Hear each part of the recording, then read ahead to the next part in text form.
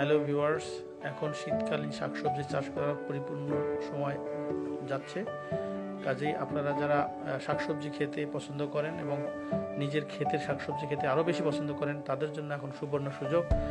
এখনই সময় শীতকালীন শাকসবজি চাষ করার জন্য। এখন শীতকালে যেসব শাকসবজি চাষ করা যায় তার মধ্যে অন্যতম হচ্ছে পালং শাক, লাল শাক, সরিষা শাক, মূলা শাক, ধনেপাতা, পুঁই শাক, লাফা শাক, বাঁধাকপি, ফুলকপি, সিম, টমেটো, গাজর এবং এছাড়া শীতকালীন আরও অনেক সবজি আছে, যেমন মরিচ চাষ করতে পারেন। তারপরে অন্যান্য যে সব আলু করতে পারেন। এগুলো এখনই চাষ করার সময়। এছাড়া সারা বছর ব্যাপী আমরা শশা যে পছন্দ করি, সেই